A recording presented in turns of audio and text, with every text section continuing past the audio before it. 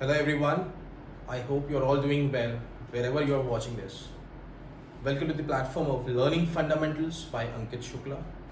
If you're passionate about learning, leveraging, and maximizing your productivity with Microsoft 365, you are in the right place. Whether you're looking to streamline your workflow, collaborate more effectively with your team, or just uncover some hidden gems within Microsoft 365, I've got you covered. I'll walk you through step-by-step tutorials, share practical tips, and provide insights that you can apply right away. So if you're ready to take your Microsoft 365 skills to the next level, make sure to hit that like button, subscribe, and ring that bell icon so you can never miss an update. Let's get started. So friends, this is the first chapter of our Microsoft 365 bootcamp and learning. Also, this is a prerequisite for understanding an IT infrastructure, or in other words, the basis or the base for Microsoft 365 learning. Today, we are going to dive into chapter 1 of networking fundamentals, where I'll be showing you basics of what is a network, what are the different network protocols, the different topologies, and IP addresses uh, that you can use to clear your understanding about network and what is its role in an IT infrastructure, including Microsoft 365. So, as you can see on your screen, it says what's a network. So, general understanding is a computer network is a system of interconnected computers, like one computer connected to another one, or other devices that can communicate with each other to share resources, data, or applications. Now, I'm going to show you an example of how a computer network looks like. So as you can see in the diagram, you have a router in the center, which is connected to the internet or your ISP, a gaming computer, a home computer, which is further connected to a printer. Additionally, you can see there is a laptop and an iPad, which is wirelessly connected to the router. This diagram basically explains the how network connects different devices and how resources or data is shared across different devices which are connected over the network. We'll move on to the next slide wherein we talk about different types of networks. Let's dive into some different types of network which are generally used in our digital world. Networks can vary in different sizes, shapes, their usage, but to make it easier to identify them, there are four types of networks, which is personal area network, local area network, metropolitan area network, and wide area network. These are some diagrams, or you can say example of how networks look like. As you can see, we have local area network, the wide area network, and the metropolitan area network. Let's dive into how these networks differentiate with each other so we can understand where they are used, how they are configured, or how they work in a real world scenario. So basically, a personal area network, or in short, you can say PAN, is typically used to cover a small range, or you can say a very small perimeter of network, or you can say devices. It is used for connecting personal devices like smartphones, tablets, laptops. It uses a protocol called as USB or Bluetooth. Like in older times, we had infrared in different older Nokia devices. PAN can be further classified into wired or wireless network, personal area network. Now, as you can see in this diagram, this is a wireless PAN. It has a device which is connected to mobile, laptop, right? We have different local devices within a closed zone or closed perimeter, like a home, like an office, which is connecting different devices like keyboard, printer, or other PDAs or handhelds. Now, this is an example of a PAN, which is connecting different devices in a wired mode. Just like the wireless PAN, we have wired PAN as well, but the only difference is that the devices are connected to the router or the hub station through a LAN cable or a wired medium that can be a USB as well. Moving on to the next type of network, we have local area network. In short, we call that as LAN. A LAN connects computers and devices within a small geography, like a single building or maybe an office. It can be a home as well. It's perfect for sharing resources like printers, files, and internet connections among nearby devices. This is an example of how LAN looks like. We have a switch to which different devices are connected via a LAN cable, like a laptop, a computer, and then that switch is connected to a router. Moving on to the next type of network, we have wide area network. As the name suggests, like it's not like LAN or it's covering a large geographical area like cities, countries, even continents. The internet is like the most common example of WAN, wherein it is connecting different, you can say, intensity of networks, different capacities of network across different geographies. It is bigger in size. It connects multiple networks at the same time, and that's why it is called as wide area network. As you can see in this diagram, we have two different types of routers which are connecting two different geographical areas or cities. Now we easily find out that there are different devices connected to both the routers. Both the routers are connected to same global internet. This is how a wide area network works. These two networks are not in the same geographical area, or maybe even in a bigger city like New York City, maybe New Delhi in India, maybe London. So you can have a WAN within a big city as well, which is bigger in size in terms of geographical area. Moving on to the next type of network. So in between LAN and WANs, we have a very unique type of network which is called as metropolitan area network, or in short MAN. A MAN covers a city or large campus, providing high speed connectivity across larger area than a LAN but smaller than a WAN, like universities or schools or an office perimeter which is connected by a LAN internet. I mean, interconnected to. I mean, the computers within that specific area are connected via LAN, but however, that LAN is connected to a bigger network which is called as a MAN. So basically, MAN falls between WAN and LAN. LAN covers small area, WAN covers a bigger area, MAN stands in between, which connects different networks within a larger perimeter than LAN, however, a lesser perimeter or less in area compared to a WAN. This is how a metropolitan area network looks like. It can beautifully be explained in this diagram, wherein you can see different geographical areas like a school, hospital, corporation, companies joined to a bigger network at the same time. This is called as a MAN. In the diagram, as you can see, there is a LAN over here. This could be a school, or if you see on the right hand side, there is a school. This is within a LAN perimeter. Then this hospital is within a LAN perimeter. However, these all are connected to a bigger network, which means MAN is basically a network which connects smaller LAN networks together within a small geographical area. That can be within a city or within a specific region within a city. All right, now we'll move on to the next topic, the fascinating world of network topologies. Network topologies describe how different devices in a network are arranged and how they communicate with each other. Let's take a look at main types of network topologies and visualize how they are structured. There are four different types of topologies: bus, ring, mesh, and star. Bus topology, if you can see in this diagram, all devices are connected to a single central cable known as the bus or the backbone. Picture a single straight line with devices branching off it like a tree but different branches. It's simple and easy to install, but if the main line breaks, the entire network will go down. That's the drawback of a bus topology. Next, we have ring topology. In ring topology, each device is connected to two different devices, forming a circular data path. It looks like a star, however, it's called as ring.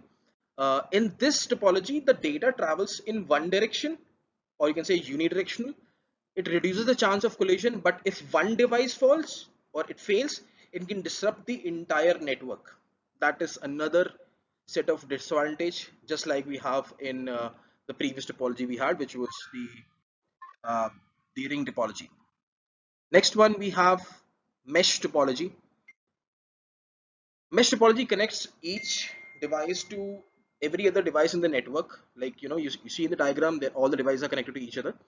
This setup provides high redundancy, reliability, and scalability, as there are many paths for data to travel. However, it's complex and expensive to install. and very costly to maintain as well. The last set of topology that we have, it is called as star topology. Star topology features all devices connected to a one central hub or a device or a switch or a router. Each device has its own dedicated connection to the hub, making it very easy to manage and troubleshoot. However, if the central hub fails, all the connected devices lose the connectivity. Why these topologies are important, I'll tell you why. Because it helps us design the efficient, scalable and reliable networks. Each topology has its own strength and weaknesses, making it very suitable for different types of network and environments. We also have different other topologies, but these four are commonly used across the globe. Other topologies can be like tree, hybrid, point to multipoint, etc. However, these complex topologies are going to be covered in the advanced network fundamentals that I'm going to post later on. As I said, this video is to cover basics of fundamentals and make a beginner understand how a network works in a nutshell. To avoid confusion and complexity, this video is only and only covering basics of network fundamentals. The advanced will be covered in the later topic or in a different video altogether. Next, we will move on to our next chapter, which is network fundamentals, wherein we talk about the IP basics. What is IP addresses? IP address is basically internet protocol address is a unique string of numbers assigned to each device connected to a network that uses the same internet protocol for communications. Think of it as having a digital equivalent of your home address guiding data into its correct destination. Just like you have digital identification numbers in your country, like Aadhaar number in India, PAN number, or social security number in United States. Similarly, in computer world, each device, computer or peripheral which is connected to a router or internet has its each digital identity, which is labeled as IP address. Next part is the types of IP addresses we have in the real world. So basically these are classified into two different categories: public IP address and private IP address. The public IP addresses are used on the internet. It allows devices to communicate with websites or other devices around the world. These addresses are unique across the internet.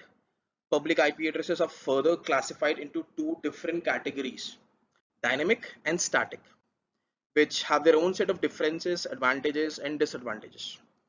Dynamic IP addresses are automatically assigned to devices by a DHCP server, or in short, Dynamic Host Configuration Protocol. We will cover DHCP in a later chapter that will be in advanced network fundamentals. These addresses can change every time a device connects to the network. Most home networks and many business networks use dynamic IP addresses because they are efficient and require minimal management. The advantages of dynamic IP address is it is easy to use, they are cost effective. The security, the most important part in modern technology or digital industry today, is security. Because the IP addresses change periodically, the dynamic IP addresses, it can be more challenging for hackers to target a specific device over a specific time. The disadvantages of IP, or in short dynamic IP addresses, would be the inconsistency. The IP address can change, which might be an issue for services that require a consistent IP like remote access or hosting a server. Static IP address on the other hand are manually assigned to a device, or you can say they remain constant over a time.